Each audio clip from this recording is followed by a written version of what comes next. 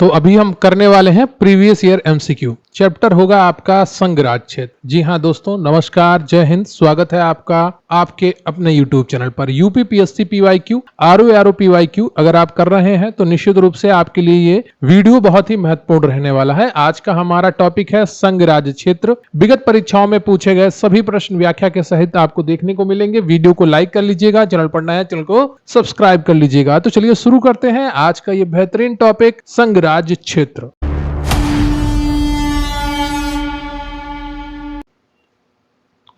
तो अभी हम पढ़ने वाले हैं संघ राज्य क्षेत्र या राज्य एवं संघ क्षेत्र। ठीक है, संघ राज्य क्षेत्र। पहला प्रश्न है आपका कि संविधान में हमारे राष्ट्र का उल्लेख किन नामों से किया गया है?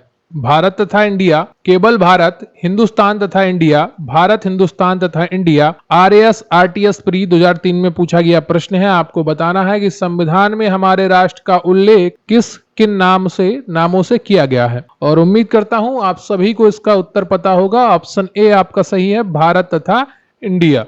पहली लाइन लिखी है आपकी वहां पर, India that is Bharat shall be a union of states. ठीक है, India that is Bharat shall be a union of state. संविधान में हमारे राष्ट्र का उल्लेख दो नामों से भारत तथा इंडिया के रूप में किया गया है। अनुच्छेद 1 उल्लेख करता है कि भारत अर्थात इंडिया राज्यों का संघ होगा, अर्थात India that is Bharat shall be a union of states.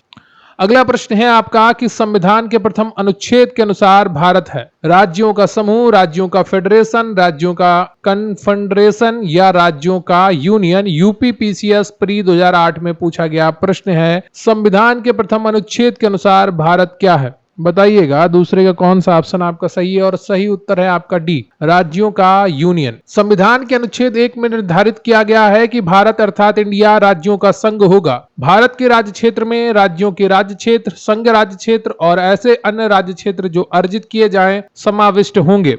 राज्यों तथा संघ राज्य क्षेत्रों के नाम तथा प्रत्येक के अंतर्गत आने वाले राज्य क्षेत्रों का वर्णन संविधान की प्रथम अनुसूची में किया गया है। अगला प्रश्न है आपका कि संविधान के निम्नांकित में से किस प्रावधान के अंतर्गत भारतीय संसद को राज्य बनाने का अधिकार है?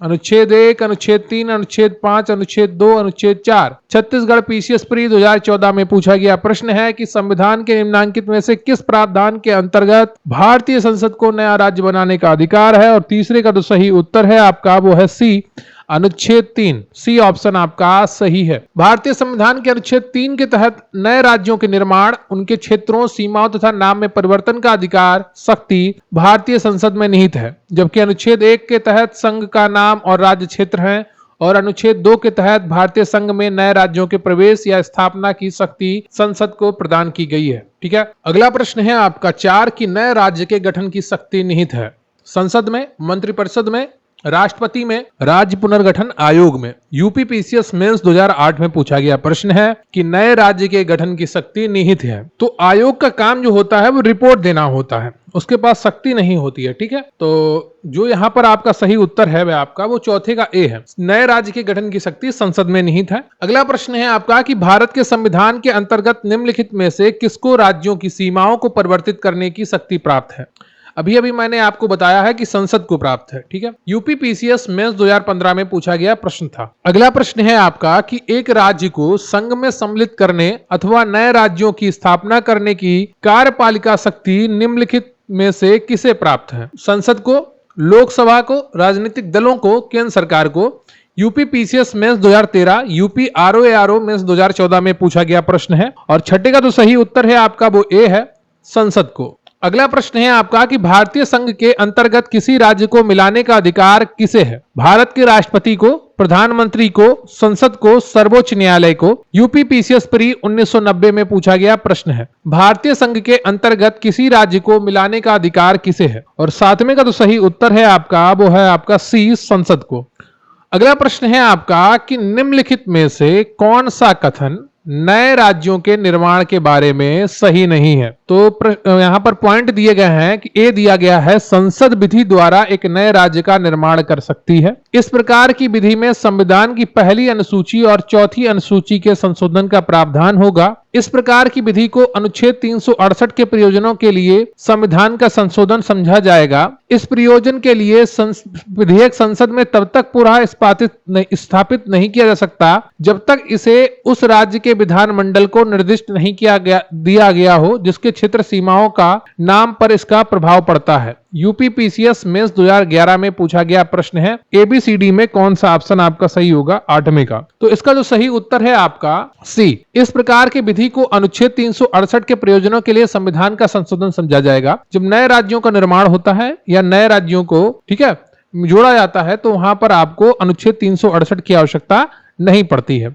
नए राज्यों के निर्माण के लिए विधि हेतु अनुच्छेद 368 के तहत विशेष प्रक्रिया संशोधन प्रक्रिया नहीं अपनाई जाती है, अर्थात संसद साधारण बहुमत से नए राज्यों का निर्माण कर सकती है तथा संविधान के अनुच्छेद 4(2) के अनुसार इस प्रकार की विधि अनुच्छेद 368 के प्रयोजनों के लिए संविधान का संशोधन नहीं समझी जाती है। अन्य विकल्पों के कथन नए राज्यों के निर्माण के संदर्भ में सही है। अगला प्रश्न है आपका कि एक नया राज्य बनाने में संवैधानिक संशोधन के लिए कैसा बहुमत चाहिए?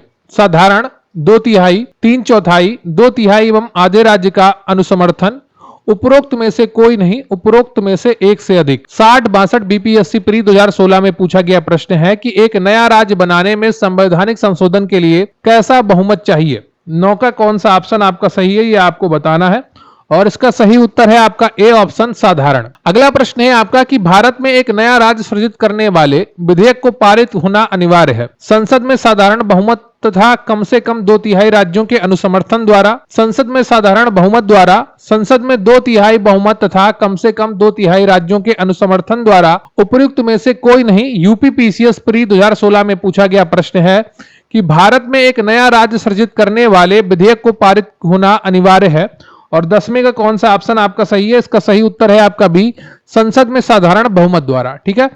अगला प्रश्न है आपका कि यहां पर कथन दिए गए हैं और कारण दिए गए हैं, उसके आधार पर आपको कूटों का चयन करना होगा। सही कूट जो हो उसका उत्तर चयन करना होगा।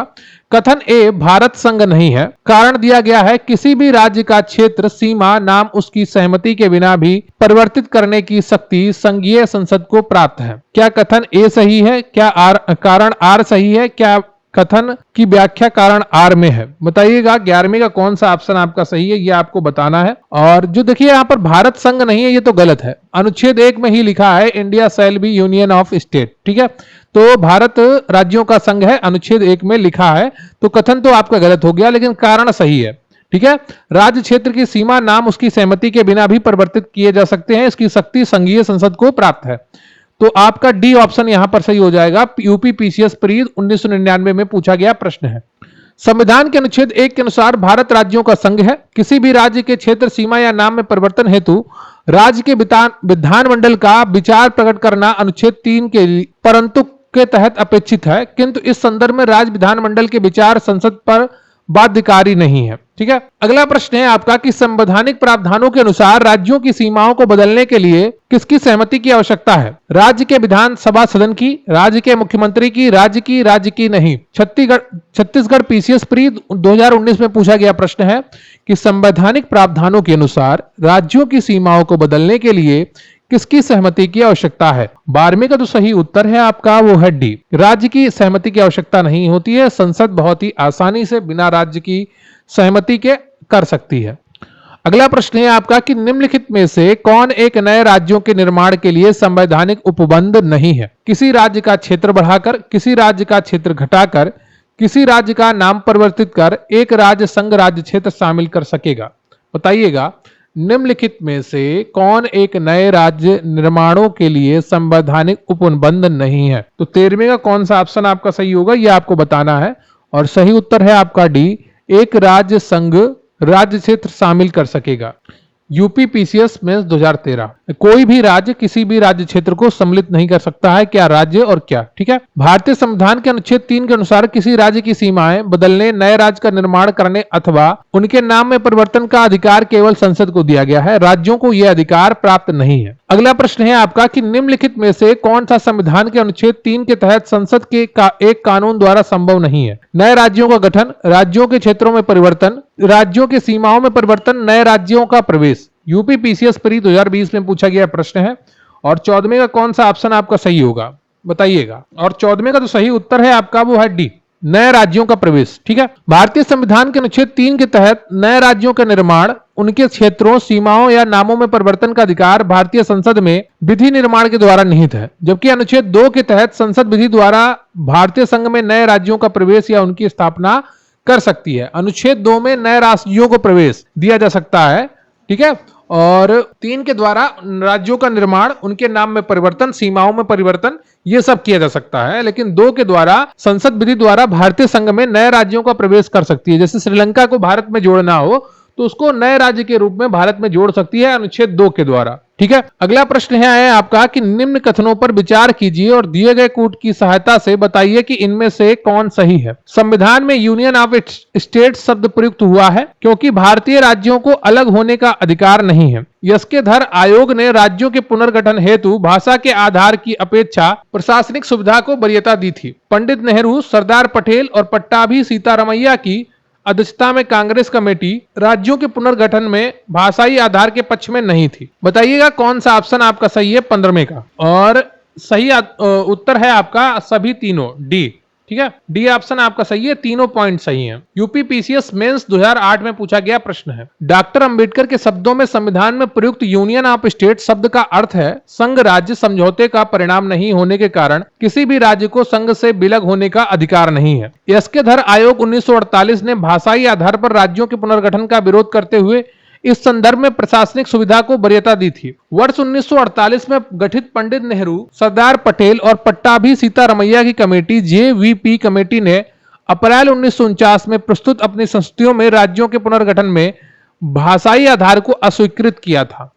अगला प्रश्न है आपका कि भारतीय संघात्मक व्यवस्था के संदर्भ में निम्नलिखित में से कौन सा कथन सही है। भारतीय संविधान के अंतर्गत राज्यों को संघ से अलग होने का अधिकार नहीं है। अलग होने की मात्र वकालत करने पर अभिव्यक्ति की स्वतंत्रता की सुरक्षा मिलेगी।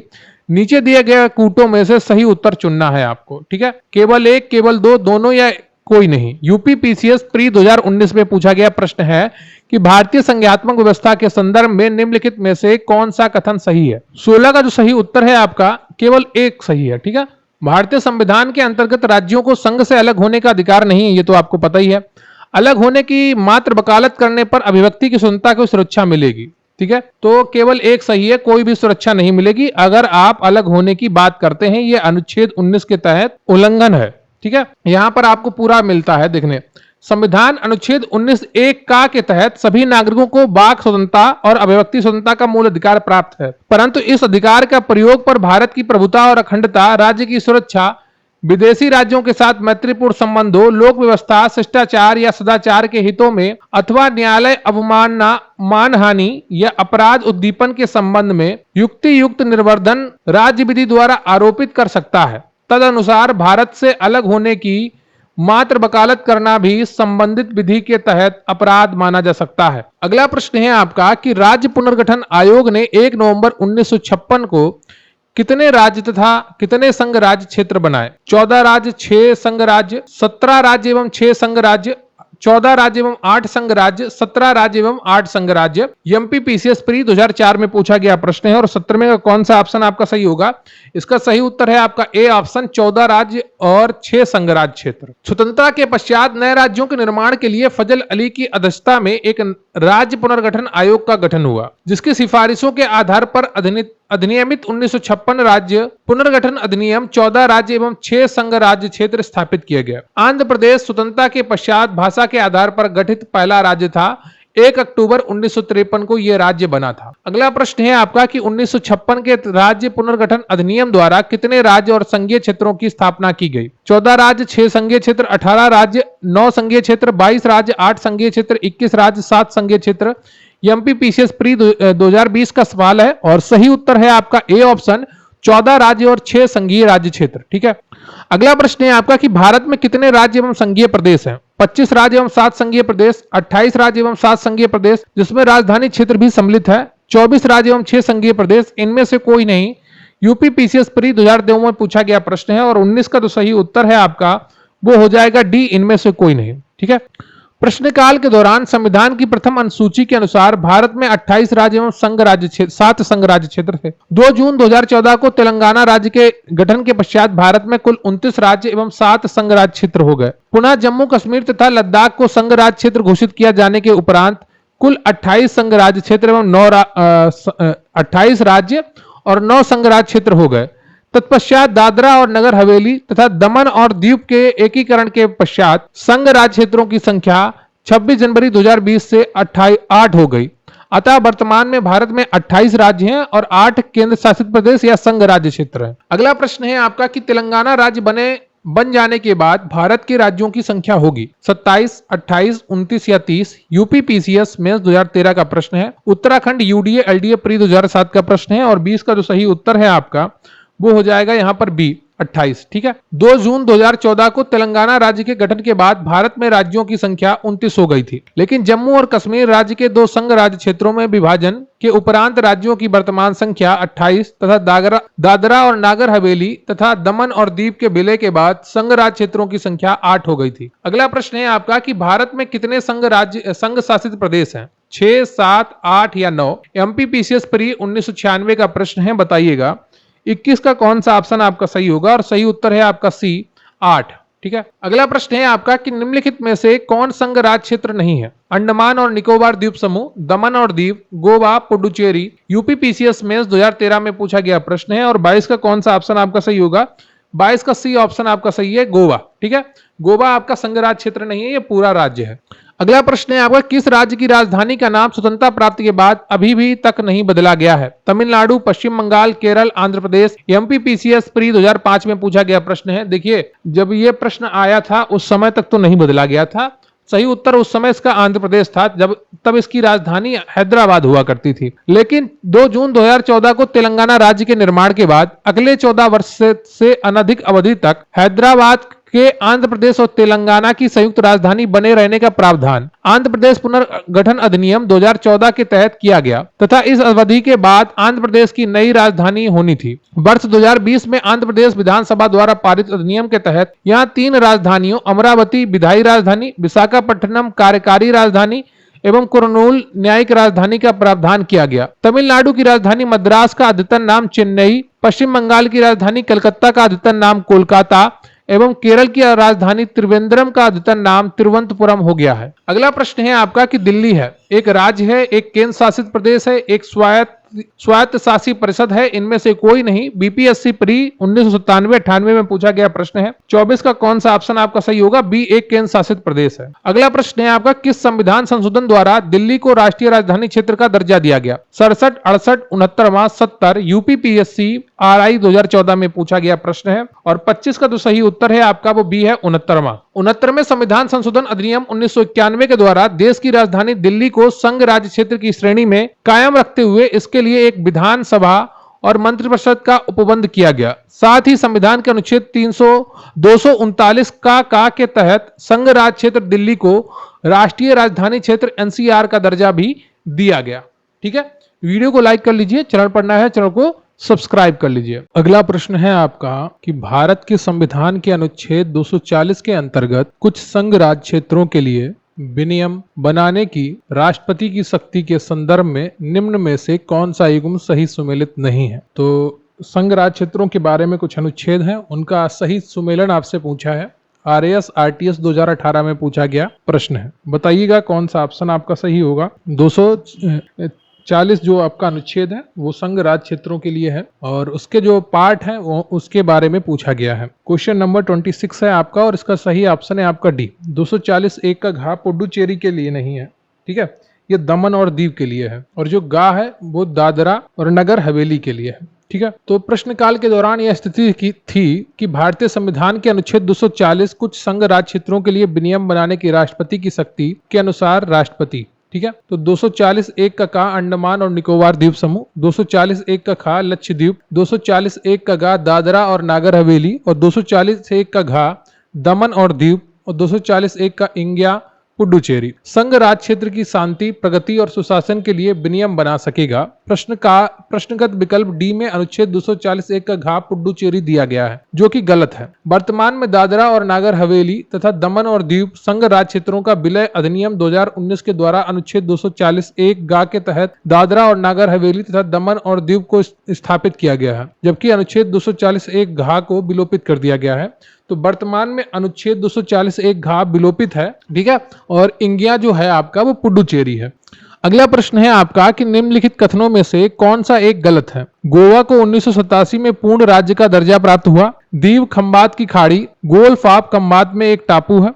दमन और दीव को भारतीय संविधान के 56वें संशोधन द्वारा गोवा से अलग किया गया। दादरा और नागर हवेली वर्ष 1954 तक फ्रांसीसी औपनिवेशिक शासन के अंतर्गत थे। आईएएस प्री 2000 में पूछा गया प्रश्न है, बताइएगा 27 का कौन सा ऑप्शन आपका सही होगा। और इसका जो सही उत्तर है आपका वो डी, ये गलत है आपका, बाकी तीनों सही हैं। गोवा को 1987 में पूर्ण राज्य का दर्जा प्राप्त हुआ, बिल्कुल सही है।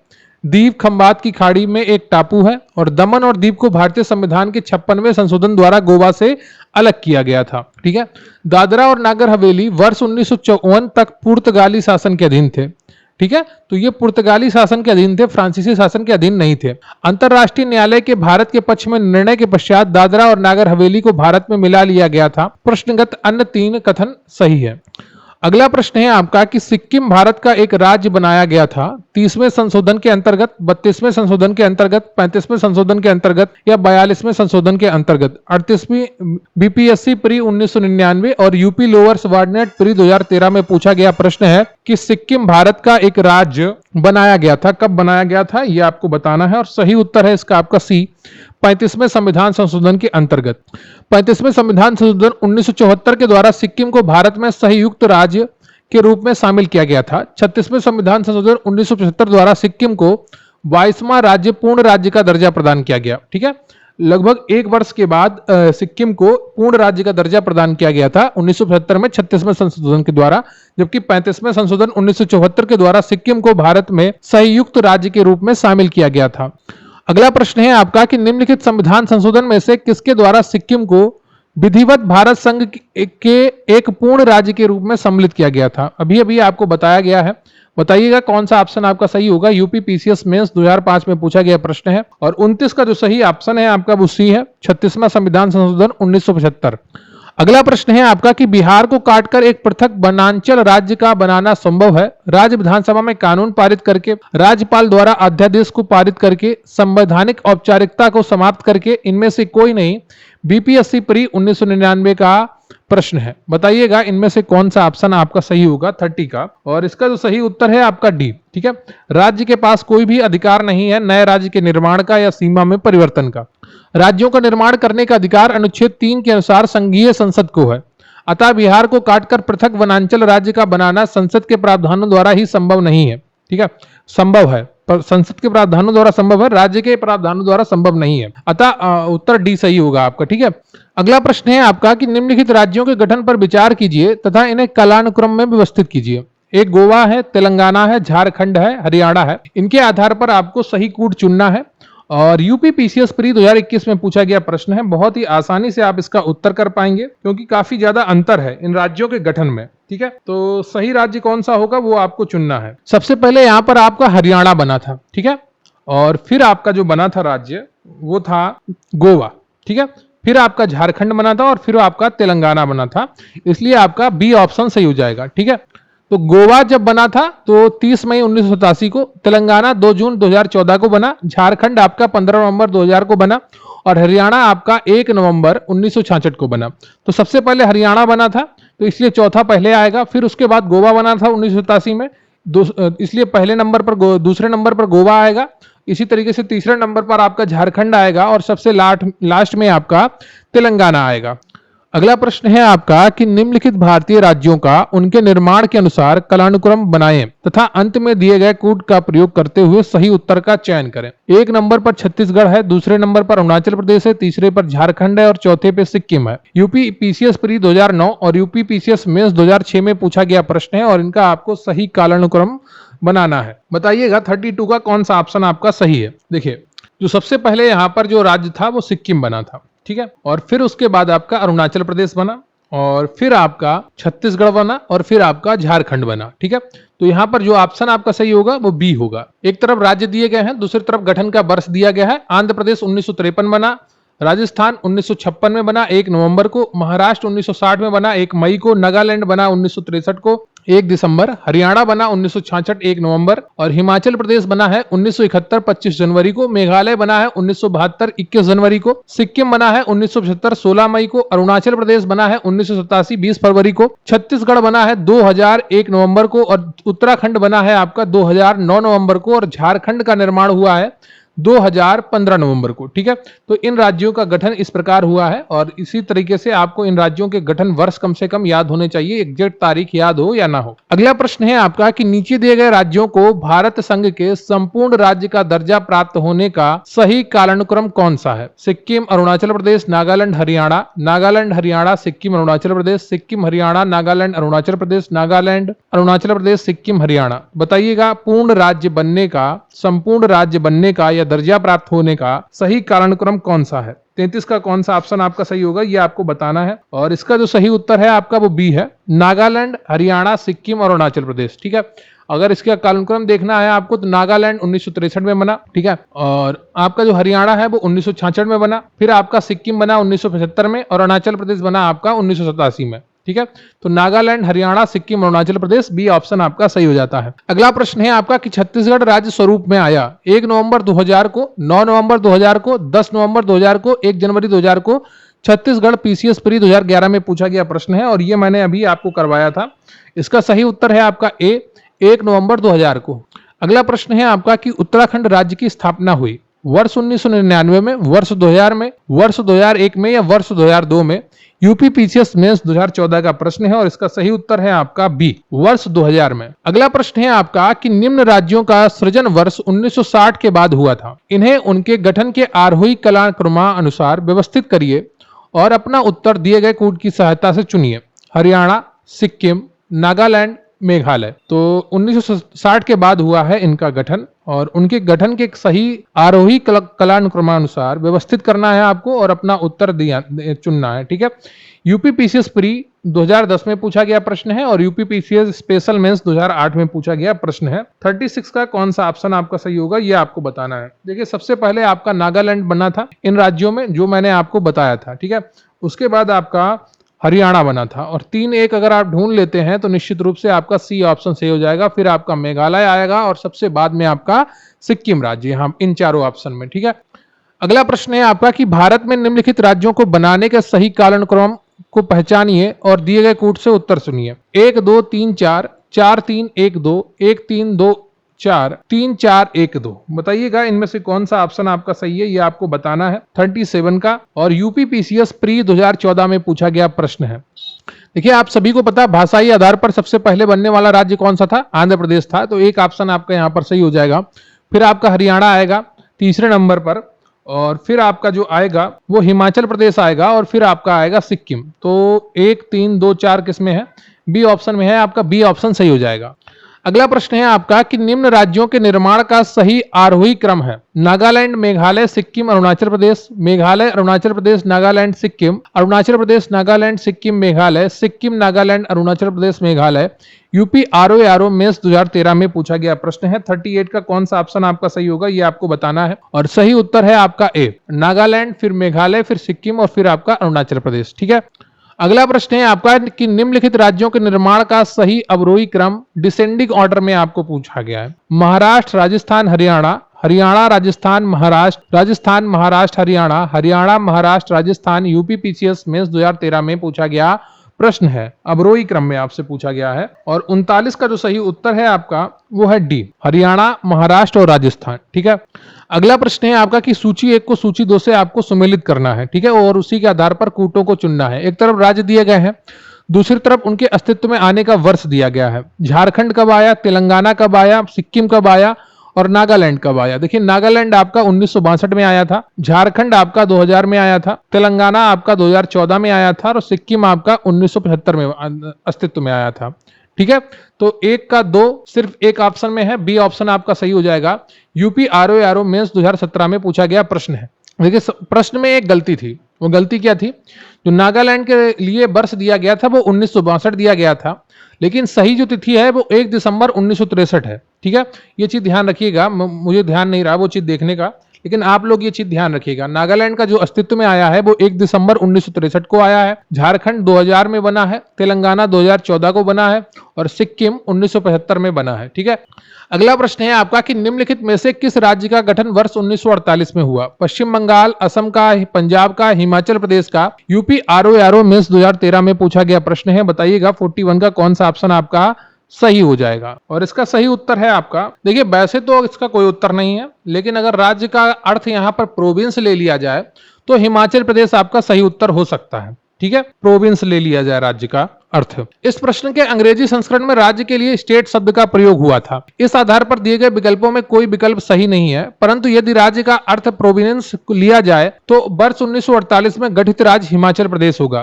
प्रश्नगत राज्यों के प्रोविंस और स्टेट बनाने की सूची इस प्रकार है। पश्चिम बंगाल 15 अगस्त 1947 को प्रोविंस बना था और 26 जनवरी 1950 को स्टेट बना था। असम 15 अगस्त 1947 को प्रोविंस बना था और 26 जनवरी 1950 को स्टेट बना था। पंजाब 15 अगस्त 1947 को प्रोविंस बना था और 26 जनवरी 1950 को स्टेट बना था। हिमाचल प्रदेश 15 अप्रैल 1948 को प्रोविंस बना था और 25 जनवरी 1971 को स्टेट बना था। अगला प्रश्न है आपका कि निम्न में से एक कथन असत्य है, बताइए वो कौन सा है? मैसूर राज्य का नया नाम तमिलनाडु रखा गया, गोवा को दमन एवं दीव से अलग किया गया, बंबई राज्य गुजरात एवं महाराष्ट्र में विभाजित किया गया, हिमाचल प्रदेश पहले संघ शासित प्रदेश की सूची में था। आरएस आरटीएस प्री 2016 में पूछा गया प्रश्न है, बताइएगा 42वां में कौन सा असत्य है? और जो असत्य है आपका ए है। ठीक है, मैसूर राज्य का नाम तमिलनाडु नहीं किया गया था बल्कि कर्नाटक किया गया था।